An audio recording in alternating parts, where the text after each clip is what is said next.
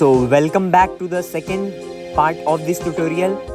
तो अब हम आगे फर्दर कंटिन्यू करेंगे। तो लास्ट वीडियो में आपने देखा कि कैसे मैंने एक part by part skin texture को कंप्लीट किया वुडन पीसेस का यूज़ करके। तो अब हम हेयर का यहाँ पर यूज़ करेंगे। सो हेयर वाले पोर्शन में काम करने के लिए मैं यहाँ पर जूट के जो थ्रेड्स होते हैं उनका यूज़ करूँगा। तो इसी तरह से आप किसी भी चीज़ का, किसी भी अनकन्वेंशनल चीज़ का यहाँ पर यूज़ कर सकते हो। तो सबसे पहले तो हम इसे अच्छे से फिंगर्स का यूज़ करके अरेंज कर लेंगे और स्टेप बाय स्टेप हम इसे स्टिक कर देंगे। स्टिक करने के टाइम में एक प्रॉब्लम आता है, वो ये है कि जो थ्रेड्स है वो आपके हैंड में आता है और हैंड में स्टिक हो जाता है। तो उस चीज़ का आप ध्यान रख सकते हैं। सो इसी तरह से हम स्टेप बाय स्टेप सारे हेयर वाले पार्ट में ये जूट का जो थ्रेड है इसको अच्छे से स्टिक कर लेंगे। फिर उसके बाद हम आगे मूव करेंगे।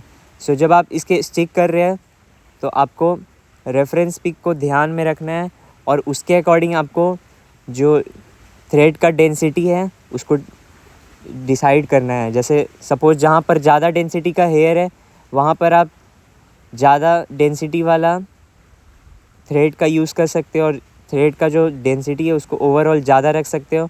और जहाँ पर कम है उसका डेंसिटी, सपोज़ बियर्ड वाले एरिया में, तो वहाँ पर आप कम कर सकते हो। सो ये बेसिक इंटेलिजेंस का चीज़ है जो आपको खुद डिसाइड करना है। ये आपको ट्यूटोरियल में कोई भी बता नहीं सकता है। अगर कोई आपको बता रहा है तो वो आपको मिसलीड कर रहा है। तो इसी तरह से आपको यहाँ पर इस बात का ध्यान रखना है कि जो बेसिक इंटेलिजेंस वाला चीज़ है वो आपको खुद से डिसाइड करना पड़ेगा। वो आपको ट्यूटोरियल में गाइड कर सकता है कोई भी, बट वो आप खुद से जब ट्राई करोगे तभी आपको समझ में आएगा।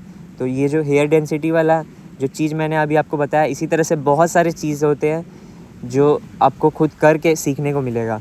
तो अब हम यहाँ पर क्लोथ्स वाले पार्ट में मूव करेंगे। तो क्लोथ्स वाले पार्ट को सबसे पहले तो मैं यहाँ पर फेविकॉल का यूज़ करके अच्छे से इसको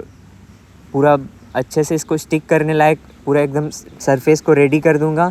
फिर इसके बाद अब हम जो रिसाइकल्ड पेपर्स होते हैं उनको एकदम टेक्सचर्ड वाइज, क्लोथ्स के टेक्सचर वाइज एकदम शेप देते हुए हम इसे ढालेंगे और इसे एक अच्छे से क्लोथ्स का टेक्सचर देते हुए हम इसे स्टिक करेंगे।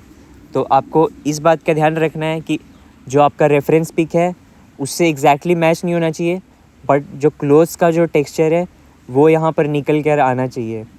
तो पेपर का यूज़ करके आप क्लोथ्स वाले पार्ट को डिपिक्ट कर सकते हो। तो इसी तरह से आप दिमाग लगा के डिसाइड कर सकते हो कि और कौन सा चीज़ है पेपर के अलावा जिस चीज़ का आप यूज़ कर सकते हो।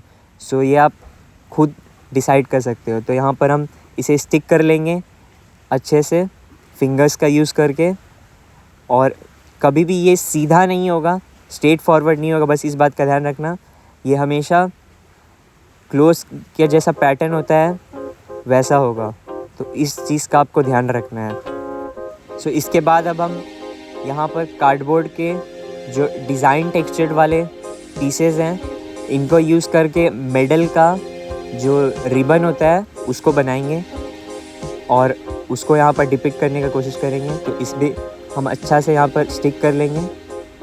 तो रेफरेंस पिक में जिस शेप में है, जिस ऑर्डर में है, उसी ऑर्डर में आपको इसको रखना है और आपको आराम से इसको स्टिक कर लेना है। फिर आगे अब हम फर्दर मूव करेंगे। सो इसके बाद अब हम स्टिचिंग का प्रोसेस स्टार्ट करेंगे। सो स्टिचिंग के लिए मैं यहाँ पर जूट बैग के जो पीसेस है जो मैंने कट करके एक्स्ट्रा अलग से रख लिए थे उनका यूज़ करेंगे। सो स्टिचिंग करने टाइम आपको केयरफुली एकदम सेफ्टी के साथ स्टिच करना है। सो मैं यहाँ पर बड़े साइज़ के नीडल का यूज़ करूँगा स्टिचिंग करने के लिए। और क्लोथ्स वाले जो पार्ट्स हैं, जो साइड वाले हैं, उसको और ज़्यादा ऑथेंटिक फील कराने के लिए मैं यहाँ पर उस जूट बैग का जो पीसेस है जो मैंने साइड से जो सेव करके रखे थे उनका यूज़ करूँगा। स्टिचिंग करने के टाइम पे आप जो मेथड्स है उसको आप देख सकते हो किस तरह से मैं यहाँ पे स्टिचिंग कर रहा हूँ। सो स्टिचिंग करने के लिए आप अपना मेथड का भी यूज़ कर सकते हो, और जो ट्रेडिशनल मेथड होता है जो पहले से घर में होते आया है उसका भी यूज़ कर सकते हो। तो वो आप अपने से डिसाइड कर सकते हो कि आपको किस मेथड का यूज़ करना है। बस आपको इस बात का ध्यान रखना है स्टिचिंग करने के समय कि जो क्लोथ्स वाला जो पार्ट जो आप डिपिक्ट करना चाह रहे हो कभी भी स्ट्रेट फॉरवर्ड नहीं होना चाहिए, उसको आपको टेक्सचर्ड रखना है जिससे कि एक क्लोथ्स का नेचुरल फील आएगा। तो इस बात का आपको ध्यान रखना है, कभी भी एकदम स्ट्रेट फॉरवर्ड होगा तो वो क्लोथ्स का फील नहीं देगा, वो ऐसा लगेगा जैसे कि कोई डायरेक्टली स्टिच कर दिया है। तो जब आप पेंटिंग करोगे ओवरऑल जो फाइनल टच देने के लिए तो वो उसमें पता चल जाएगा। तो इसी तरह से आपको फ़ील पे ज़्यादा ध्यान देना है जब भी आप किसी भी आर्ट वर्क को बना रहे हो। तो ओवरऑल नेचुरल फील क्या आ रहा है उसका आपको ध्यान रखना है। सो अब आगे का पार्ट हम अगले पार्ट में डिस्कस करेंगे। Till then keep practicing, keep creating, see you in the next video. Live love create. Thank you so much.